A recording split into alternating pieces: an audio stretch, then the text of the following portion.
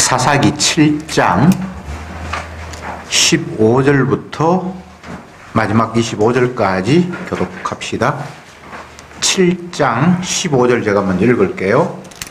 기드온이 그 꿈과 해몽하는 말을 듣고 경배하고 이스라엘 진중에 돌아왔어 이르되 일어나라 여호와께서 미디안 군대를 너희 손에 붙이셨느니라 하고 하나님을 세계로 만들고 앞선에 나팔과 미디안을 누르고 하나님의 백성을 감추게 하고 그들이 이르되 너희는 나만 보고 나의 하는 대로 하되 내가 그 진 가에 이르렀어 하는 대로 너희도 그리하여 너희도 그 진 산에서 또한 나팔을 불며 너희를 여호와를 기도를 위하여 기드온과 그들을 쫓은 100명이 이경초에 진가에 이른즉 번병의 채번할 때라 나팔을 불며 손에 가졌던 항아리를 부수니라. 세대가 나팔을 불며 항아리를 부수고 좌수에 흙을 들고 우수에 나팔을 들어 불며 쳐가서야 여호와 하고 각기 당치에 서서 그 진을 사면으로 에워싸매 그 온 적군이 다름질하고 부르짖으며 도망하는데 300명이 나팔을 불 때에 여호와께서 온 적군으로 공무들이 그들을 쫓아내시고 적군이 도망하여 이스라엘의 시간에 이르고 또 감사세를 싸움 아벨 홀로의 들이었어요. 이스라엘 사람들은 납달리와 아셀과 므낫세로부터 모여서 미디안 사람을 쫓았더라. 기드온이 여자를 보내어 백가의 온 산지로 두 행하게 하여 이르기를 내려와서 미디안 사람을 치고 그들을 찔러 백마라와 무발에 이르기까지 열두를 쫓아라 하면 이에 백만 사람들이 다 모여서 백마라와 무발에 이르기까지 그 나라로 쫓아오고 또 미디안 두 방백 오렙과 세heb을 사로잡아 오렙은 오렙 바위에서 죽이고 세heb은 세heb 포도주 틀에서 죽이고 미디안 사람을 추격하여 오렙과 세heb 머리를 가지고 요단 저편으로 기드온으로 나아가니라. 아멘. 사사기 가운데에서 오늘 본문 읽었던 기드온이라는 사사가 비중이 굉장히 크다 제가 말씀을 드렸습니다. 여러 사사가 사사기에 등장하는데 제일 많은 분량을 차지하는 것은 삼손이고요.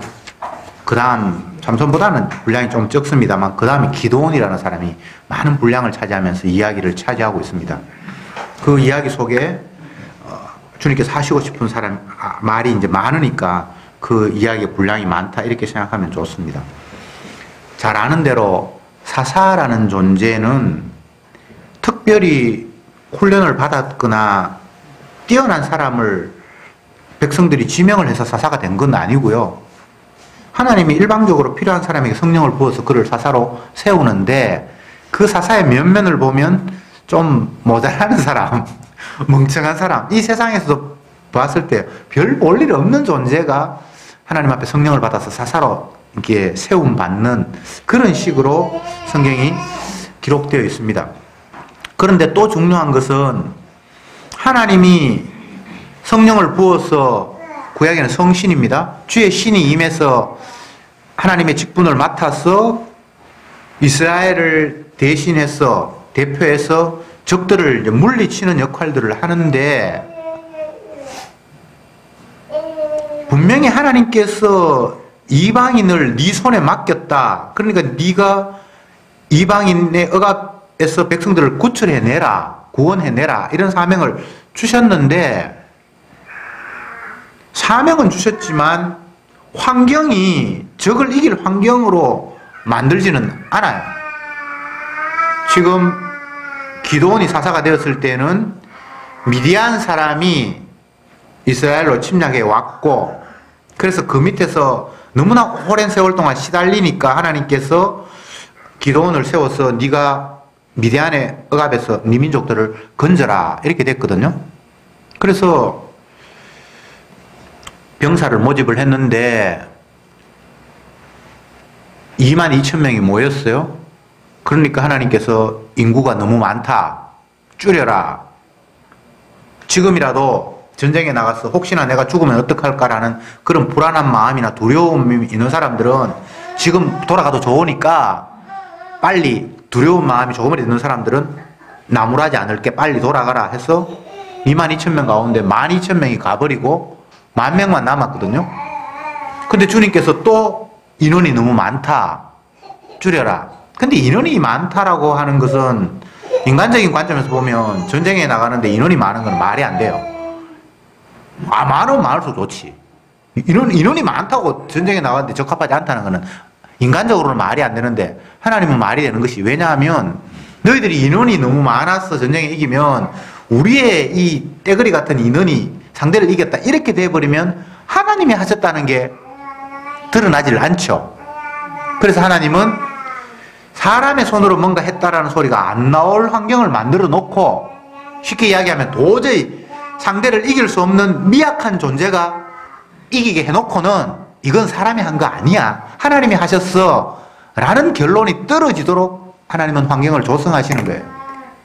그래서 22,000명 모였는데 두려운 사람 가라 그래서 12,000명 갔고, 10,000명 남았는데 인원이 많다고 해서 또 줄였는데 물가에 가서 뭐 물을 뭐 퍼먹고 머리를 처박고 먹고, 어쨌든 작은 숫자를 하나님께서 남기라고 해서 300명이 남았단 말이죠.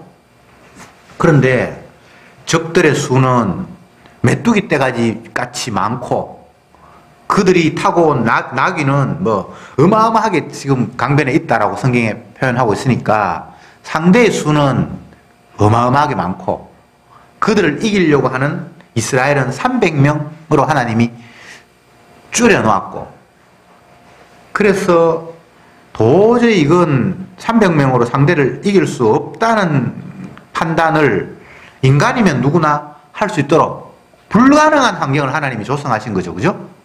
그래 놓고는 하나님이 되게 하셔서 봐라 내가 했잖아 이런 결론을 도출하기 위해서 주님이 일을 하시는데, 지난주 본문까지를 보면 기도원이 불안하고 염려를 하니까 하나님께서 그에게 네가 불안해서 견딜 수 없으면 네 부하 한 명 거느리고 밤에 몰래 적진을 한번 정탐해봐라.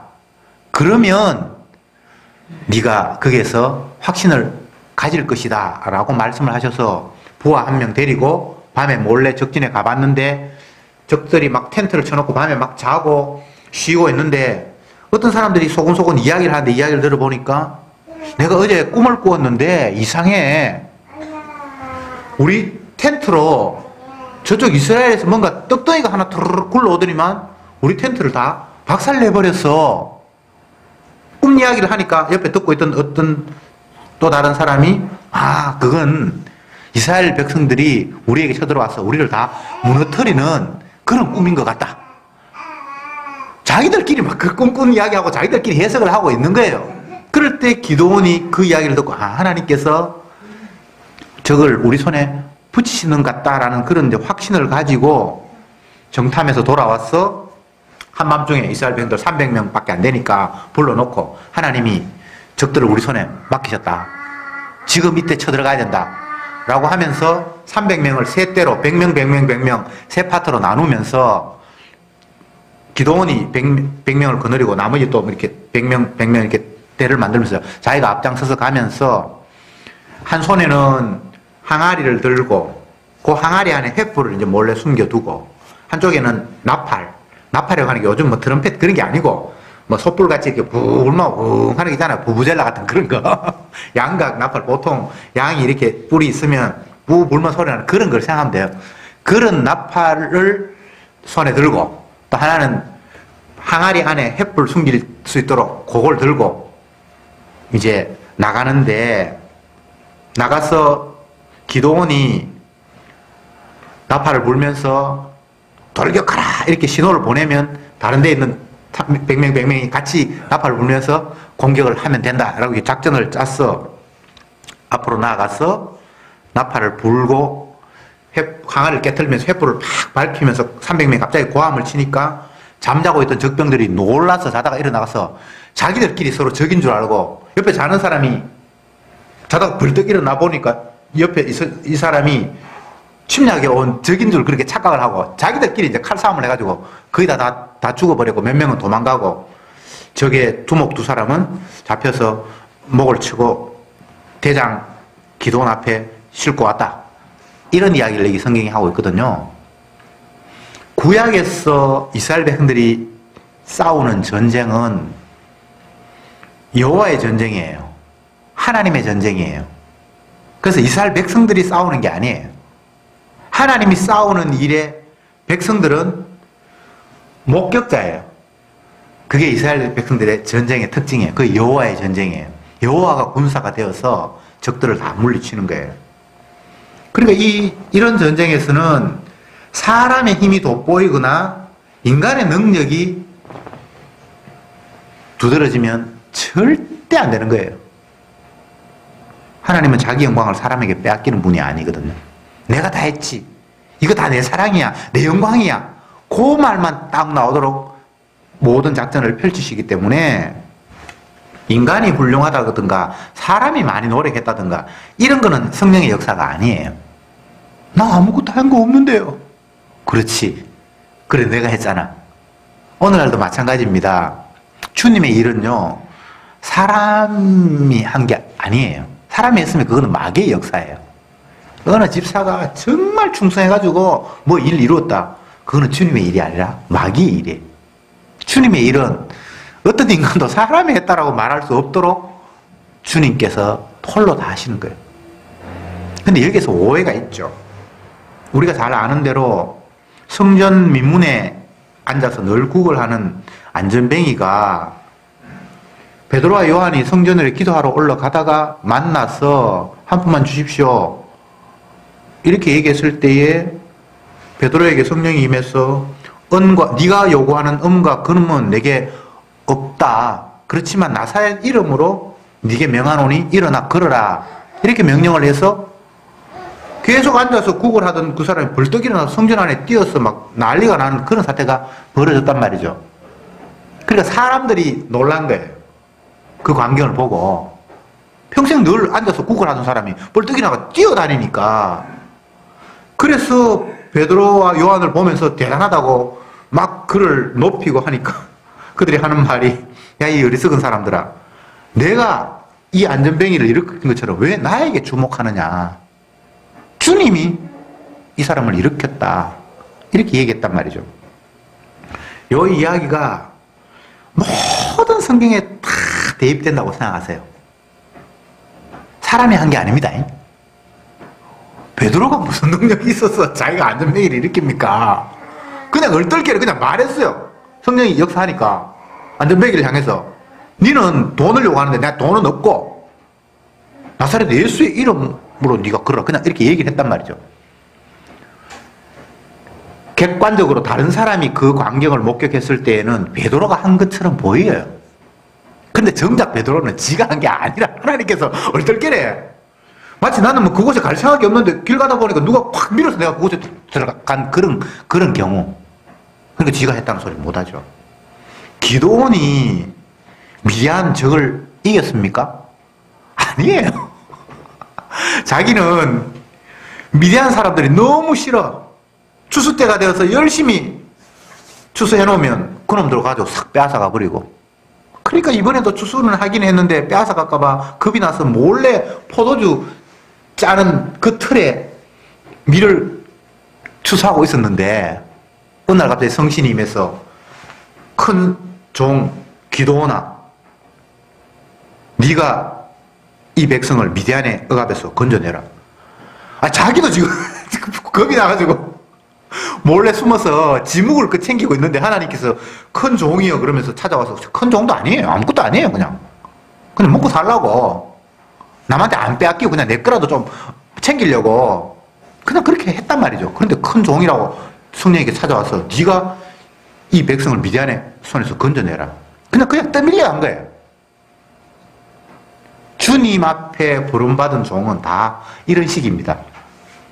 자기가 열심히 하나님의 종이 돼야지 하면서 부족한 거 메우고 훈련하고 열심히 노력해서 이쯤 하면 하나님 앞에 내가 쓸만하겠지. 그렇게 해서 픽업되는 경우는 없어요.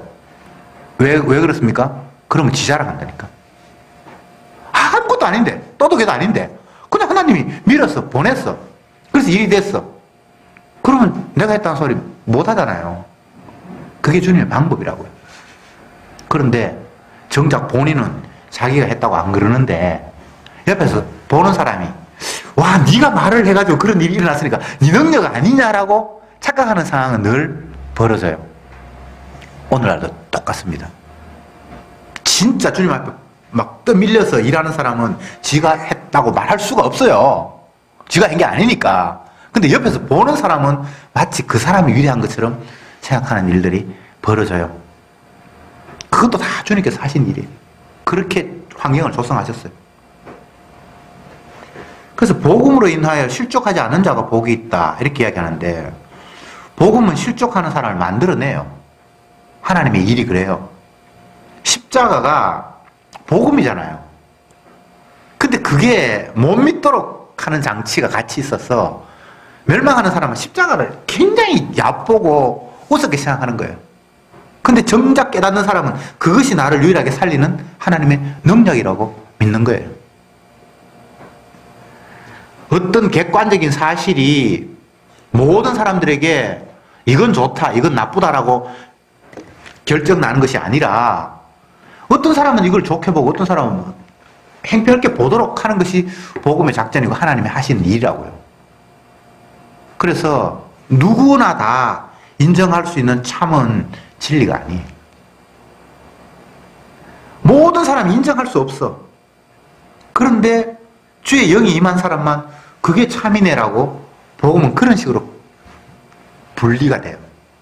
그래서 성도는 여론을 의식한다든지 다수가 옳다라고 하는 것에 의미를 둔다든지 절대 그렇지 않아요. 반대예요, 반대.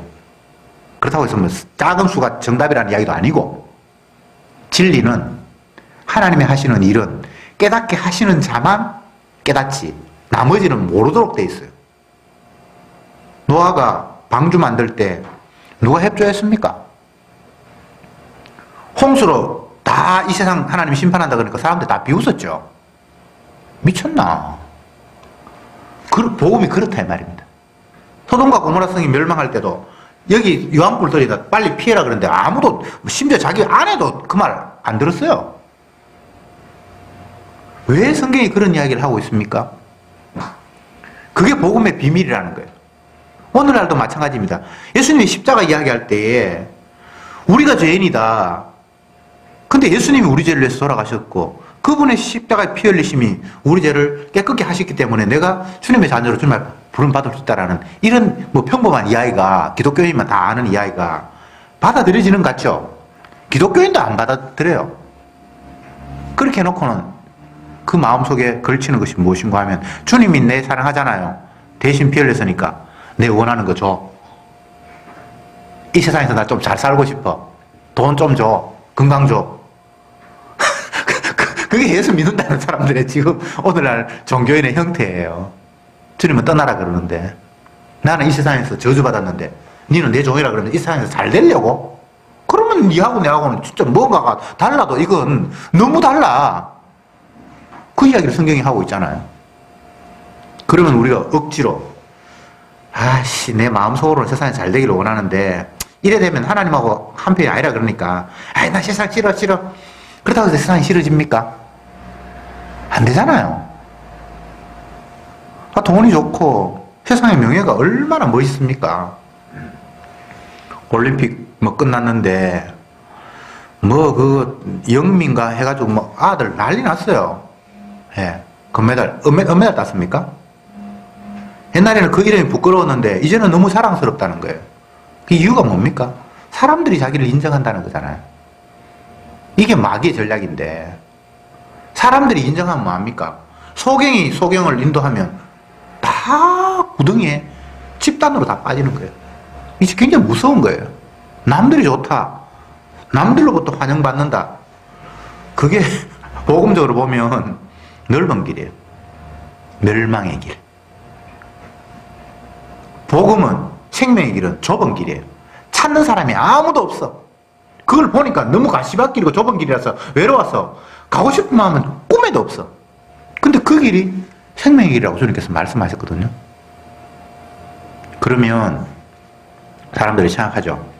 아이고, 나도 넓은 길로 친구들하고 같이 우고 가는데 외롭지 않게 가면 좋기는 좋겠지만 그 길은 멸망의 길이라 그러고 좁은 길이 영생의 길이라 그러니까 어쩔 수 없다면 난 좁은 길로 가야지. 이런 식으로 좁은 길을 갈 수 있는 사람이 없어요. 그래서 우리는 할 수 있는 게 없어요. 자꾸 사람들이 성경을 보면서 좁은 길이 있고 넓은 길이 있고 생명의 길이 있고 멸망의 길이 있으니까 생명의 길로 가려고 생각을 해요. 그게 말이 안 돼요. 우리는 본성상 저주의 자식이에요. 이 세상이 좋아요. 세상 말고 어딜 가? 지진 아니라 이라도 나는 여기가 좋아. 네? 개똥에 구불러도 이 세상이 좋아. 그거 정말 인간적으로 복음도 모르는 사람이 정말 잘 표현한 거예요. 이 땅 말고 쥐가 내세를 가봐야 좋다 그러지.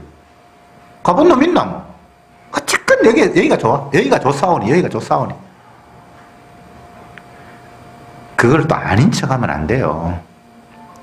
우리가 다 불신자고, 우리가 다 마귀 새끼고, 내가 이 세상이 좋지, 하늘나라를 소망한다. 그거는 죄의 영이 찾아오지 않는 한, 뒤집어 씌우면 잠깐 그런 생각이 들어요. 그렇지 않은 한은 다 여기가 좋아요. 괜찮지 않나요? 네. 특히 우리나라는 살만한 나라예요. 네. 경제적으로도 안정이 돼 있고, 모든 시설이 다 편리하고 잘 돼 있어요. 살기 힘들다 그래도 이 세상에 200 몇 개 나라 가운데 우리나라가 10위 그 끈에 왔다 갔다 할 만큼 괜찮은 나라예요. 다른 나라 한번 가보세요. 우리나라처럼 이렇게 잘 되는 게 있는가? 거의 없어요. 그러니까 우리가 이 세상이 안 좋을 수가 있겠습니까? 이야기가 약간 멀쪽으로 흘러버렸는데, 주님의 하시는 일, 여호와의 전쟁입니다. 전쟁. 왜 주님은 이스라엘을 불러서 날마다 전쟁을 하시는 겁니까? 구약에 나타난 하나님의 사람은 다 싸움하라고 보낸 자예요. 모세를 예로 들면 애굽의 바로를 찾아가서 전쟁을 하는 거잖아요. 여호수아도 마찬가지고. 성경의 사사시대의 사사들은 다 전쟁하는 사람이거든요. 왜 전쟁을 해야 되죠? 여호와 하나님이 전사예요. 전쟁하는 분이에요. 전쟁하시는 여호와 하나님. 왜 전쟁을 해야 되냐? 이 세상이 하나님과 악한 마귀의 전투의 장이라는 걸 우리가 자꾸 놓치고 있는 거예요. 참 고맙게도 우리가 살고 있는 대한민국은 전시 상태예요. 전시 상태. 잠깐 휴전을 했지만 전쟁이 끝난 게 아니에요. 이게 굉장히 복음적이에요. 다른 나라에 가면 김정은이가 핵 개발하고 미사일 쏘고 그러면 한국에서 불안해서 우째서 안 하고 그렇게 묻는 사람이 많아요. 외국에 사는 사람이 자기 아들한테 전화해가지고 야야 김정은이가 이번에 또 쐈다며 괜찮나? 우리는 그런 상태에서 1950년 이후에 계속해서 지금 우리는 그렇게 살아가요. 이게 제가 볼 때 굉장히 복음적이에요. 세상에 평화 없습니다. 주님이 이 세상을 여호와 하나님과 사탄이 전쟁하는 공간으로 이미 확정해 놓았어요. 그래서 우리는 그걸 실감하라고 북한에 김정은이 둬가지고 맨날 미사일 쏘고 하잖아요. 그래서 맞다. 우리가 사는 이 땅은 핵을 평화를 해가지고 어쩌고 평화가 절대 안 되도록 돼 있는 게 주님과 악한 사탄의 이 충돌하는 이 세상이에요. 그래서 하나님은 이스라엘 백성들을 향해서 전쟁하도록 보냈거든요. 사사가 전쟁하는 사람이에요. 기도원이 특별한 사람이 아니에요. 여호와의 전쟁에 부름받은 사람이에요. 신약시대도 마찬가지입니다. 사도들은 영적 전쟁을 하는 사람이에요. 오늘 오전에 본문으로 이야기하면 예수님이 귀신을 쫓아내잖아요. 전쟁하는 마귀의 권세와 예수님의 권세가 계속해서 부닥치는 거예요. 오늘 누가복음 11장 23절인가 22절에 보면 큰 권세를 가진 자, 그리고 더 큰 권세를 가진 자 이렇게 말했어요. 큰 권세를 가진 자가 자기의 아성을 딱 쌓아놨는데 더 큰 권세를 가진 자가 그걸 부숴서 빼앗는다라고 이렇게 얘기했어요. 전쟁 이야기잖아요. 근데 우리는 쓸데없는 평화를 마음속에 꿈꾸고 있죠. 물론 예수님이 십자가 지심으로 말미암아 이미 승패는 결정이 났어요. 여자의 후손이 승리했어요. 예수님이 승리했어요. 마귀는 이제 주님 앞에 패배했어요. 그럼에도 불구하고 아직 그 마귀의 영향력이 여전히 설치고 있는 거. 그건 세상이 끝나는까지 주님께서 재림하시는 그날까지 계속되는 거. 이게 성경의 이야기예요. 이미 게임은 끝이 났는데 아직 그 마귀의 여파가 우리를 장악하고 있는 이런 형국이에요. 그러니까 이걸 있는 그대로 성경대로 파악을 해야 되는데 이런 생각이 자꾸 우리에게는 없는 거예요. 그래서 뭐 마귀가 있으면 있고 뭐 예수님이 계시면 계시고 주님이 우리를 향해서 기도하라 그랬으니까 기도하면 응답해 준다고 하니 기도하면 응답하겠지. 좋은 거 받아야지. 아이 저 사람들 보니까 저거 가졌네. 나는 없는데 하나님이 기도하면 준다 그러니까 나 저거 달라 그래야지. 뭐 이런 식의 삶을 지금 살아가고 있는 거예요. 여전히 마귀에게 사로잡혀 있고 주의 은혜가 무엇인지 십자가의 영이 무엇인지가 근처에도 안 간 사람. 그러나 십자가의 은혜가 임한 사람은 알죠. 이런 이야기를 하면 내가 또 마귀에게 속아서 전혀 다른 현실을 내가 마음속에 꿈꾸고 있었구나. 이거는 주님이 말씀하신 현실이 아닌데 지금 여전히 악한 마귀는 삼킬 차를 두루 삼키려고 으르렁거리고 있는 이 상태 속에 성령께서 말할 수 없는 탄식으로 나를 위해서 기도함으로 말미암아 주님이 지키시는 이런 팽팽한 긴장의 상태가 내가 놓여있는 이 형국인데 그렇게 이제 깨달아지는 거예요. 신약시대에 옛날 캐캐 묵은 사사가 이게 무슨 상관이 있노? 지금도 이런 시대예요. 무슨 상관이 있노가 아니라 다시 본문으로 돌아가서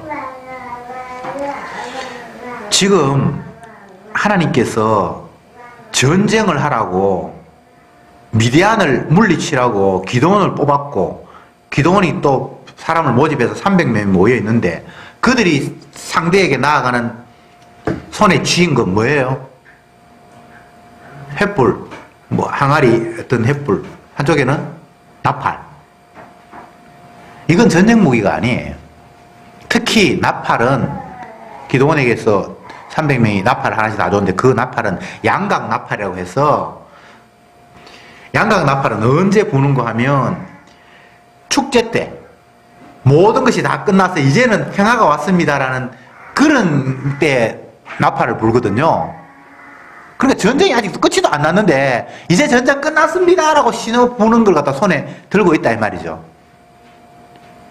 이건 믿음이 아니면 있을 수 없는 이야기예요. 뭐 김치국부터 마신다 이런 이야기하고 똑같은 거예요. 전쟁이 안 끝났는데 이미 승리한 끝나고 이제 축제를 벌이는 그런 소리를 울리도록 손에 잡고 있는 거예요. 이게 성도가 신앙생활을 하는 거예요. 예수님이 이겼기 때문에 성도는 그 이긴 전쟁을 목격하고 확인하는 존재예요. 이스라엘 백성들이 지금 300명 기드온을 포함한 300명의 용사는 주님이 승리하셨다라는 것을 목격하기 위해서 부름받은 거예요. 그래서 얘들에게는 칼이 필요 없어요. 적들끼리 다 칼싸움 하는데 뭐 우리는 그냥 보면 돼. 잘 논다. 주님의 전쟁이 이런 거구만. 내가 강하게 무기를 준비해야 될 이유가 없네. 이 신앙생활이 얼마나 재밌습니까? 굿이나 보고 떡이나 먹는 거예요. 아, 주님이 십자가를 통해서 다 이뤘다는 말이 이런 이야기구나. 그렇게 날마다 감사할 수 있는 거예요. 근데 믿음이 없어서 주님, 내가 어떻게 적을 이깁니까? 적들은 저렇게 많은데 내 손에는 항아리와 횃불 이걸로 어떻게 이깁니까? 라는 마음이 안 들면 좋겠는데 들어요. 기드온이 제일 여기에서는 믿음 없는 사람으로 나와요. 이스라엘 백성들이 믿음 없는 것뿐만 아니라 이스라엘 백성들을 건져야 될 기드온이 제일 못 믿는다고. 못 믿어가지고 손뭉치를 가지고 실험하고 여기에 이슬이 떨어지게 하옵소서. 그 다음날에 반대로 이슬 떨어지게 하옵소서. 맨날 이런 거. 그리고 하나님이 이긴다 가라 그랬는데도 불안하니까 하나님께서 네 부하를 데리고 그러면 적진에 가서 한번 가봐라. 이게 다 믿음이 없으니까 이런 일을 펼치는 거잖아요. 그래서 믿음이 강해서 하나님의 일이 이루어지거나 그런 게 아니에요. 모든 사람 다 믿음 없어요. 모세 믿음 없어요. 부름 받았는데 가라 그러니까 나 말도 못하고요. 나 안 돼요. 뭐 떨기나무 보여주고 뭘 해도 늘 벌벌벌 떨고 심지어는 요단을 바다 예? 바다 무슨 바다죠? 홍해. 제가 이 치매기가 조금 있어서 한 번씩 이렇습니다. 홍해 바다를 건너고 반석에서 물이 나오고 하늘에서 만나가 떨어지는 그 상황 속에서 계속해서 모세는 불안했어. 내가 이 백성들을 데리고 진짜 가나안까지 갈 수 있을까? 중간에 수많은 적들이 다 군데군데 있는데 저들을 다 이기고 갈 수 있을까? 때로는 하나님을 원망하고 백성을 미워하고 그 역사가 주님이 끌고 가는 그 순간 계속해서 불신의 모습이 피어나잖아요. 그래서 믿음으로 되는 게 아니에요. 근데 성경은 믿음으로 된다 그러잖아요. 그것은 예수님의 믿음으로 그 일이 결과적으로 그렇게 궁극적으로 된다는 거예요. 내 믿음이 아닙니다. 물론 주의 영이 임할 때 주님의 그 마음이 내게 얼럭얼럭 덮쳐질 때는 나도 믿음이 있는 것처럼 그렇게 비춰지지만 그것을 근거로 구원 얻는 거 아니고요. 예수님의 믿음으로 예수님이 아버지를 약속하시면서 아버지가 아들 통해서 이루실 그걸 믿기 때문에 모든 일이 다 성사되는 거예요. 여러분 믿음은 아닙니다. 오해하지 마세요. 내 믿음 가지고 뭐 산을 옮긴다 하는데 내 믿음까지 산 옮긴 사람은 아무도 없어요. 그런 믿음 없다는 이야기예요. 얼마나 기분 좋습니까? 믿음 없어도 되고. 근데 사실 믿음이 없어요. 이게 기독교인들이 속는 거잖아요. 자기는 믿음이 있다고 생각하는데 믿음이 없잖아요, 솔직히. 예. 나도 모르게 막 사로잡힐 때는 진짜 내가 믿음이 있는 것처럼 생각이 들기는 드는데 그건 순간이고 다시 원위치로 돌아가서 세상 살면 내가 무슨 믿음으로 삽니까? 내 경험과 지혜와 내 이익을 쫓아서 그냥 사는 거 그냥 불신자예요. 그냥 마귀에 사로잡힌 거 맞아요. 그게 너무 정확해요. 그런데 믿는다고 자꾸 착각하고 있는 거예요. 걱정하지 마세요. 여러분의 믿음으로 일이 되는 게 아니고 예수님의 믿음으로 모든 일이 다 됐어요. 됐어요. 그 이야기를 기도원을 통해서 지금 하시는 거예요. 다시 말씀드립니다. 기도원 못 믿었어요. 계속해서 불안하잖아요. 근데 주님께서 적진을 가봐라. 그들이 꿈꾸는 이야기하고 그걸 해석하는 이야기를 하고 그때야 주님께서 이렇게 끝내는구나. 믿음을 또 주실 때는 주세요. 그러니까 그걸 믿어서 됐다는 게 아니고 하나님이 그렇게 작정하셨기 때문에 결국은 승리하게 되는 거예요. 승리의 결과. 여기 보면 재밌는 것이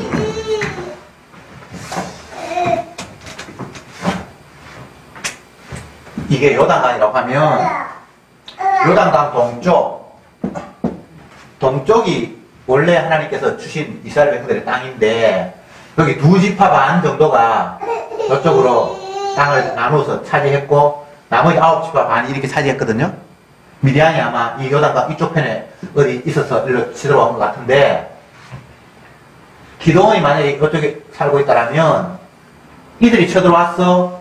계속해서 괴롭히니까 하나님께서 큰 용사여 네가 미디안을 물리쳐라. 그렇게 했을 때에 사람들 모집할 때 자기 지파 중심으로 해서 이쪽 사람, 이쪽 사람, 이쪽 사람 해서 모집해서 22,000명이 왔는데 나중에 다 가고 300명만 달랑 남았고 어쨌든 꿈을 해석을 하고 자기들끼리 그렇게 해서 뭐 기도원의 칼이여 여호와의 승리여 하면서 막 고함 지르면서 횃불 깨고 항아리를 깨고 횃불을 들고 고함을 치르고 나팔을 불고 하니까 자다가 자기들끼리 놀래서 스스로 다 죽여버렸잖아요.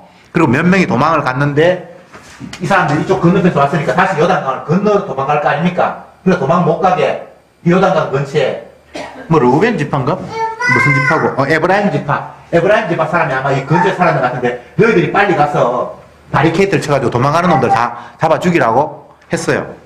그래서 결국은 적장 2명도 죽고 거의 다 미디안 사람이 전멸하다시피 전쟁이 끝이 나버렸단 말이죠.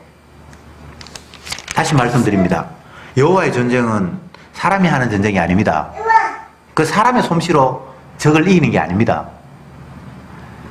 에훗 같은 사람은 사사로 부름을 받았는데 왼손잡이. 나중에 그가 에훗이었습니까? 여자가 사람 죽인 게, 적장을 죽인 게 에훗 이야기입니까? 갑자기 드보라입니까? 예. 드보라 때는 여자가 이겼습니까? 어쨌든 사람들이 하는 것 같은데 사람들이 하는 것이 아니라 뭐 이상하게 전쟁이 상대를 다 이기고 끝이 나버려요.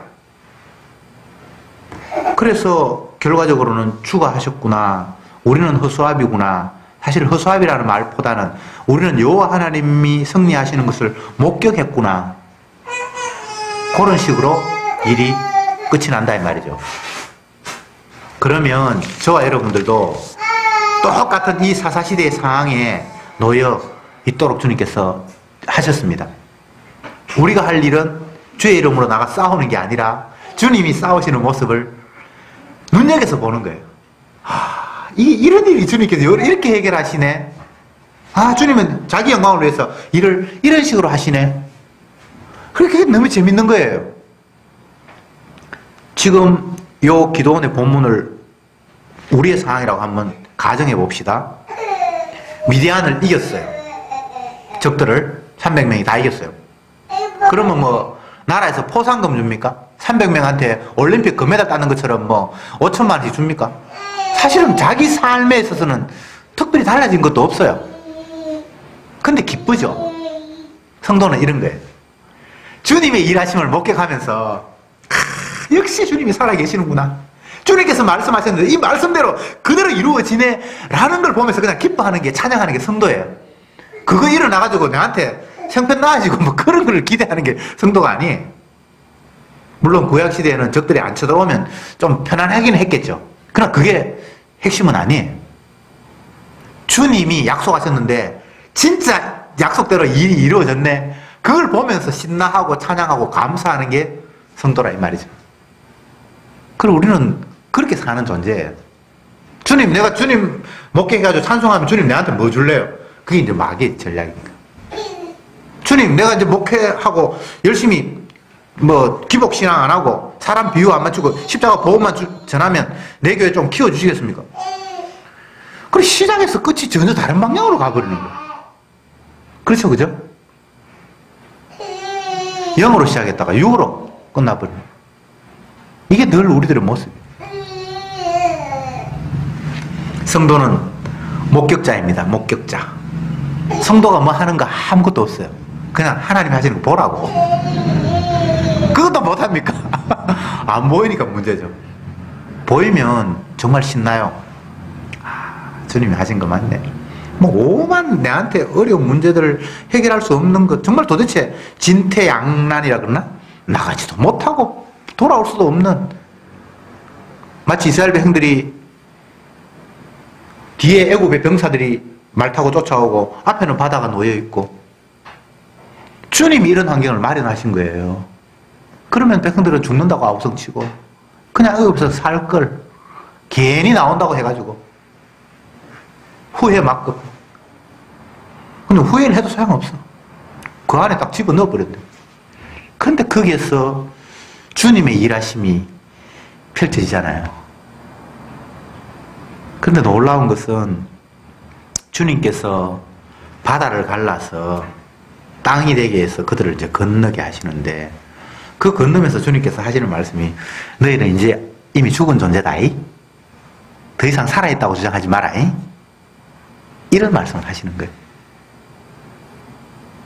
성도를 데리고 다니면서 주님의 일을 목격하게 하시면서 계속해서 너희는 죽은 존재다라는 사실을 확인시키는 거예요.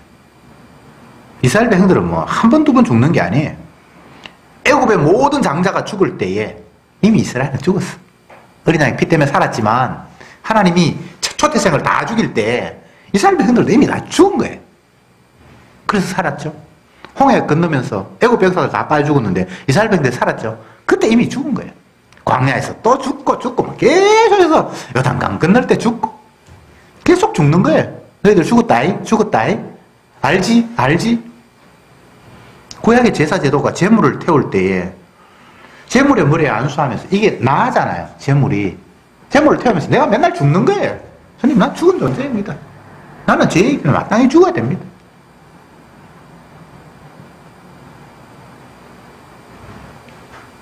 에스겔 37장에 보면 에스겔에게 하나님께서 어떤 곳으로 데리고 가서 또 보이는데 거기는 마른 뼈만 있는 꼴짝이, 시체가 아니고 이미 시체가 다 썩어서 뼈가 나뒹구는 있는 그 곳으로 그를 데리고 가잖아요.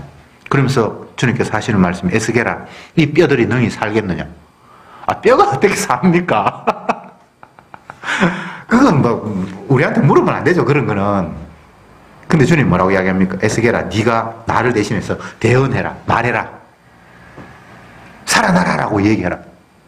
근데 살아나라라고 얘기를 하니까 진짜 뼈들이 힘줄이 붙고 뼈들끼리 쭉쭉쭉 맞춰서 큰 군대가 되었다라고 성경이 기록하고 있죠. 그것을 에스겔에게 보여준 이유는 너희들은 이미 죽은 존재다. 그런데 내가 너희들을 데리고 일할 거야. 그런 신호죠. 우리는 살아야 될 이유가 없습니다. 예수님 십자가 못 박아 죽으셨다라는 이야기는 우리가 이미 다 죽은 존재예요. 더 이상 뭐 하나님 나 어떻게 배가 고픕니다. 그런 말이 나오면 안 돼요. 이미 죽었는데 뭐. 우리는 뭐 주님과 더불어 부활했잖아요. 부활했다라는 말이 살아있다라는 의미가 아니라 이미 죽었고 나는 없어서 주 안에 그냥 흡수됐다라는 그런 의미가 부활이라고 성경이 이야기하고 있어요. 더 이상 나가 없는 상태. 그리스도만이 있는 상태. 그래서 지체로 포함된 상태. 나가 따로 없어요. 우리. A라는 성도, B라는 성도 다 그리스도에게 속해서 그냥 우리지. 나 독립적으로 나가 따로 단수로 존재하는 게 아니에요. 그래서 나는 없고 그리스도만 있어요. 내 안에 그리스도가 살아요. 그게 성경 이야기잖아요. 그러니까 나가 뭐가 부족합니다. 나 뭐 주세요라는 게 성립이 안 되도록 성경이 돼 있어요. 그냥 그리스도의 지체로 머리가 하신 일을 찬양하고 박수치고 주님께서 이렇게 약속하셨는데 이게 지금 이런 식으로 이루어지는군요 라고 찬양하면 돼요. 찬양하면 뭐 줍니까? 뭐 주고 말고 없고 뭘 더 받아요? 생명을 주셨는데 이미 주님에게 속해서 주의 지체가 되어버렸는데 뭐를 더 받고 말고 할 게 없어요. 그런 생각을 하는 자체가 마귀에게 사로잡혀서 나를 독립된 존재로 착각하고 있는 그 상황이에요. 나를 뭐 주세요라는 그 상황은 만약 그 사람이 성도라면 주님 앞에 하나가 됐는데 그걸 착각하고 따로 마치 내가 독립된 존재로 무엇이 필요한 것처럼 착각하는 순간이에요.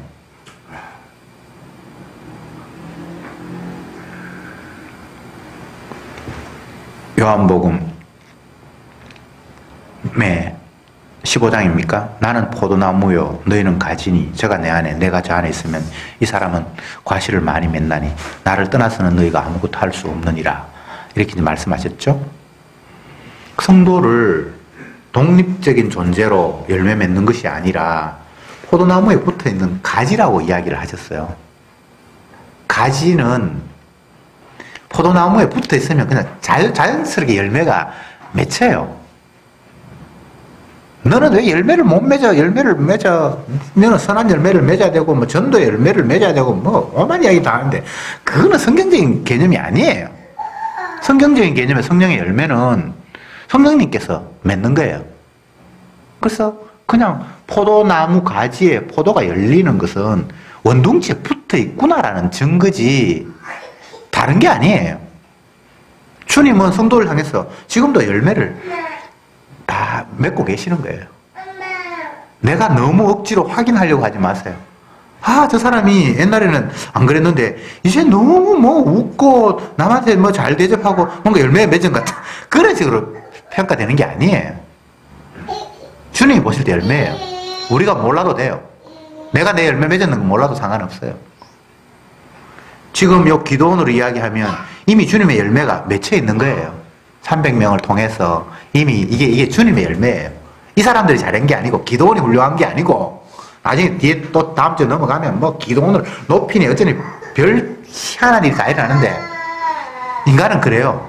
주님이 일했는데도 불구하고 주님 앞에 그냥 끌려가서 목격자가 된 정도에 밖에 안 되는데 지가 잘난 척하고 또 그렇게 되는 게 인간이에요. 그것마저 주님께서 다 처리하시는 방법이 여기 다 나와요. 그럼 우리는 어쩔 수가 없어요. 때로는 교만하고 그러다가 두들겨 맞고 주님께서 하셨는데 남들이 자꾸 내가 했다고 그러니까 나도 약간 뭐 했는 것 같기도 하고 다 주님이 허락하셔서 그냥 난 떠밀려가지고 그냥 그 자리에서 그냥 쓰는 것 뿐인데 기도원처럼 뭐 빼도 박도 못해 이거는. 근데 막 사람들이 그 사람이 훌륭하다고 그러니까 나도 좀 뭔가 했는 것 같기도 하고 자꾸 나를 칭찬하니까 뭐 기분도 좀 좋고 이게 저와 여러분들의 모습이란 말이죠. 그럴 때 다시 주님의 은혜가 깨달아지면 아닙니다. 죄인입니다. 주님이 영광 받으시려고 버려놓은 이 판에 내가 영광 받는 이 교만한 마귀가 바로 나입니다라는 걸 또 성령께서 깨닫게 해주시는 거예요. 이게 평생 가요. 그러면 왜 이런 식으로 주님께서 하실까? 그냥 깨닫지 못할 때는 죄인의 모습, 자기 욕망을 피우지만 깨닫고 나면 이제는 주님만을 영화롭게 하고 나는 없어야 되는데 죽은 존재로 그냥 잠잠하게 있어야 되는데 이런 생각이 드는데 주님은 끝까지 우리를 죄인으로 갈가대요. 또 그게 죄가 피어나고 또 내 욕망이 피어나고 주님의 영광 돌려야 될 자리에 내가 머리를 들미면서 영광을 받으려고 하는 이런 환경으로 우리를 계속해서 인도하세요. 이거 여러분 안 바뀝니다. 성화돼서 안 바뀝니다. 신앙생활 오래 하고 집사되고 장로됐다고 해서 절대 바뀌는 게 아니에요. 하나님이 그렇게 안 만들어놨어요. 왜? 십자가의 은혜가 현재 진행형이 되게 하기 위해서. 그분의 덮어주심, 그분의 죄사함이 옛날 과거가 아니라 지금도 여전히 우리에게 끝없이 내려지는 현재화를 시키기 위해서 여전히 우리는 죄 가운데서 살아가는 거예요. 여기 주님이 딱 세트로 만들어 놓은 거예요. 그러니까 사도 바울이 하는 고백이 오라 나는 공고한 사람이로다. 이 사망의 몸에서 누가 나를 건져내랴? 주님밖에 없다. 성령을 받았고 주의를 하고 있음에도 불구하고 자기는 공고한 사람이에요. 여전히 자기 마음속에는 육을 추구하는 마음이 계속해서 피어나오고 있는 거예요. 내 마음은 원하는 건 그게 아닌데 자꾸 그런 게 솟아 나온다고 그렇게 이야기를 하고 있어요. 대사도가 성령 받아서 지금 복음 전하고 있으면서도 불구하고 그 일이 계속 된다라면 누군들 거기에서 벗어날 수 있겠습니까? 주님이 이렇게 말씀해 놓았는데 왜 자꾸 우리는 엉뚱한 생각을 하는 거예요? 그건 계속해서 마귀가 주님의 십자가의 의미를 희석시키려고 하는 전략에 우리가 자꾸 속고 있는 거예요. 내가 죄인이 돼야지 죄 용서하시는 주님의 능력이 계속해서 피어날 것 아닙니까? 나 이제 죄 안 짓고 의만 행한다. 하나님 영광 돌려야지. 하나님은 우리가 의를 행해서 영광 받는 분이 아니에요. 우리가 죄인 되었을 때 그분이 대신 희생으로 말미암아 그에게서 의가 나온다는 걸 통해서 영광을 받지 내게서 의가 나와서 하나님 영광 받는 거 아니에요. 그러면 하나님의 의를 내가 빼앗아가는 꼴이 돼버려요. 내가 높아지면 안 돼요. 내가 의를 행하면 안 돼요. 의를 행할 수도 없고 의는 없어요. 근데 어떻게 의를 행할 수 있습니까? 주님 지금은 내가 능력이 부족하니까 죄밖에 안 나오는데 주님 능력 주셔서 내게 의가 나오게 없어서 그게 마귀의 발상이에요. 의는 예수님의 용서하시면서 그쪽에서 흘러나오는 거예요. 죄인이 죄가 나오는 게 정상이지 죄인에게서 의가 나온다는 게 말이 안 되잖아요. 그렇잖아요. 그런데 의인이라고 칭해 주시잖아요. 그건 주님이 자기의 피로 덮었다라는 조건 하에 의롭다고 칭하는 거지 이 자체를 의롭다라고 보는 게 아니에요. 이 자체가 의로워지면 죄가 더 이상 안 나와야 되는데 그런 피조물은 그런 존재를 하나님께서 만든 적이 없어요.